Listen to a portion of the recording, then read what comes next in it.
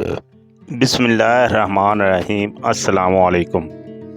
ستمبر 1181 میں سلطان صلاح الدین ایوبی اپنے 10 خاص سپاہیوں کے ساتھ واپس اپنی ریاست میں لوٹ رہا تھا کہ سلطان کا گزر ایک گھنے جنگل کے بیچ سے ہوا۔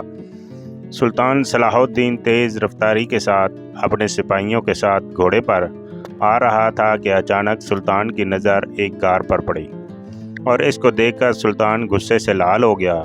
سلطان کے چہرے کو دیکھ کر سپاہیوں کے بھی رنگ بدل گئے، اور وہ سوچنے لگ گئے کہ آخر سلطان صلاح الدین ایوبی نے ایسا کیا دیکھ لیا کہ وہ اتنا زیادہ غصہ ہو گئے۔ پھر ایک سپاہی نے کہا، سلطان معظم، ایسی کیا بات ہے جو آپ کو اتنا پریشان کر رہی ہے؟ تو سلطان نے کہا کہ وہ سامنے دیکھو۔ جب سپاہیوں نے دیکھا تو سامنے غار نظر آ رہا تھا۔ سلطان نے کہا کہ اس میں ایک عورت ریچھ کو پکڑ کر غار کے اندر لے گئی، اور اس کا تو مطلب جانتے ہو؟ یہ سن کر تمام سپاہی شرم سے سر جھکائے کھڑے ہو گئے۔ گھوڑے رک چکے تھے، اور سلطان نے اپنے ایک سپاہی کو حکم دیا کہ جب یہ عورت غار سے نکلے تو اس کا پیچھا کرنا اور اس کے گھر کا پتہ معلوم کر لینا، اور صبح اس کو میری عدالت میں حاضر کرنا۔ جب صبح ہوئی تو سلطان صلاح الدین عدالت میں موجود تھا کہ سلطان کے حکم پر سپاہی اس عورت کو پکڑ کر سلطان صلاح الدین ایوبی کے سامنے حاضر ہوا۔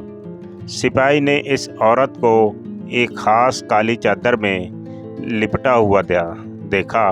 سلطان نے اس عورت سے سوال کیا کہ تم نے وہ غلط کام کیا جس کی سزا بہت بڑی ہے۔ وہ عورت کہنے لگی، اے سلطان معظم، آخر مجھ سے ایسا کیا گناہ سرزد ہوا ہے کہ جس کی اتنی بڑی سزا ہے؟ تو سلطان نے کہا کہ میں سب کچھ اپنی گناہگار آنکھوں سے دیکھ چکا ہوں۔ اب سچ سچ بتاؤ کہ کل غار میں ایک ریچھ کے ساتھ اندر کیا کرنے گئی، اور کیوں گئی؟ وہ عورت شرم سے سر جھکائے کھڑی ہو گئی، اور سلطان نے کہا کہ اس کا مطلب جان چکا ہوں، لیکن اب بتاؤ کہ اس کے پیچھے حقیقت کیا ہے؟ کیا تم شادی شدہ نہیں، یا تمہارا شوہر مر چکا ہے کہ تم ایسی نوبت پر پہنچ گئی؟ تو عورت رونے لگی اور کہا، سلطان معظم، جس گاؤں کا قاضی بدکار ہو اور غلیظ انسان ہو، اس گاؤں کی عورتیں پھر ایسا کام نہیں تو اور پھر کیا کریں گی؟ یہ سن کر سلطان صلاح الدین نے اس عورت سے پوچھا، بتاؤ آخر کیا ہوا؟ ایسی کیا بات ہے کہ جس نے تمہیں اتنے بڑے گناہ کرنے پر مجبور کر دیا؟ تو اس عورت نے سلطان صلاح الدین ایوبی کو سارا ماجرا سنایا اور کہا، سلطان معظم، ایک دن میں اور میرا شوہر بازار سے قیمتی سامان لے کر واپس آ رہے تھے کہ بدقسمتی سے واپسی پر اس راستے پر بارش ہونے کی وجہ سے کیچڑ تھا، اور ہم جانتے تھے کہ یہاں سے ہمارے گھوڑے نہیں گزر سکتے، لہٰذا ہم نے جنگل کے بیچ والا راستہ اختیار کیا تاکہ جانے میں بھی اتنا وقت نہیں لگے اور ہمارے گھوڑے بھی مشکل میں نہ پڑیں۔ لیکن بدقسمتی سے جب ہم گھنے جنگل کے بیچ میں سے پہنچے تو چند ڈاکوؤں نے ہم پر حملہ کر دیا، اور مزاحمت کرنے پر میرے شوہر کو مار مار کر اس کا برا حال کر دیا، اور اس لڑائی کے دوران ایک ڈاکو کی تلوار میرے شوہر کے نفس پر جا لگی، اور وہ نامرد ہو گیا، اور وہ بری طرح زخمی ہو گیا۔ کئی مہینوں سے اس کا علاج چل رہا ہے، لیکن وہ ابھی تک چلنے کے قابل بھی نہیں ہوا۔ میں انصاف لینے کے لیے قاضی صاحب کے پاس گئی، کیونکہ وہ کوئی عام ڈاکو نہیں ہے، ہمارے علاقے کے مشہور ترین ڈاکو ہیں۔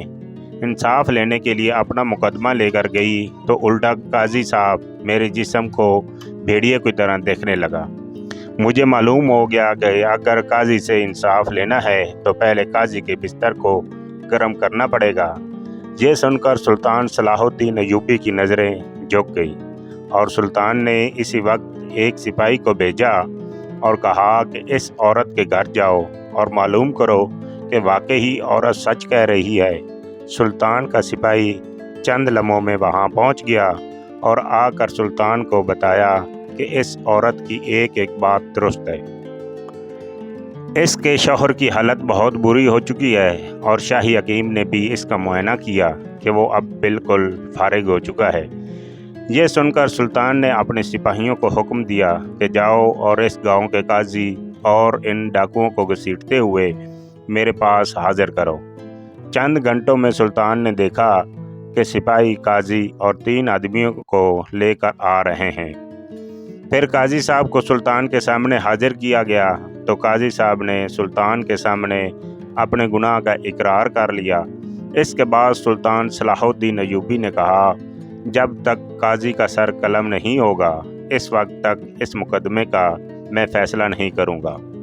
اس قاضی کا سر قلم کرنے کے بعد سلطان نے اس قاضی کے سر کو اپنی تلوار کی نوک پر بلند کرتے ہوئے کہا، اگر تمہیں زمین کے منصف ہونے سے انصاف نہیں ملا تو تم اوپر والے سے انصاف مانگتی یا تم مقدمہ لے کر میرے پاس آ سکتی تھی۔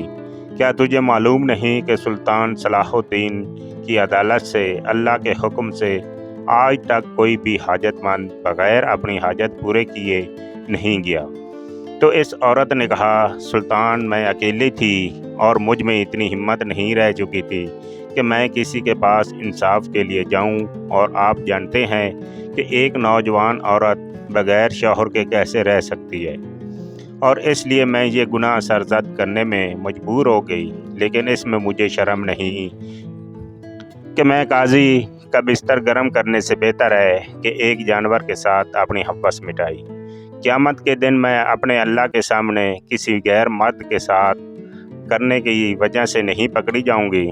یہ سن کر سلطان صلاح الدین ایوبی نے اس کو کہا، یہ جو جرم تم نے کیا بہت بڑا جرم ہے۔ جس نے تمہارے ساتھ زیادتی کی، ناانصافی کی، وہ اپنے انجام کو پہنچ گیا، لہٰذا تمہیں بھی اپنی سزا بھگتنی پڑے گی۔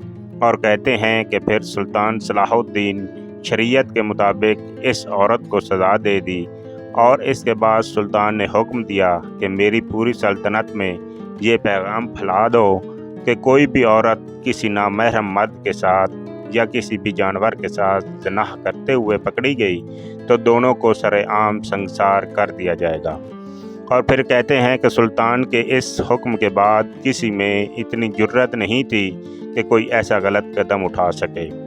آپ کو یہ ویڈیو پسند آئی ہو تو چینل کو لائک اور سبسکرائب کیجیے تاکہ میری ہر آنے والی نئی ویڈیو آپ تک پہنچتی رہے، اور اپنے دوستوں کے ساتھ شیئر کیجیے۔ شکریہ۔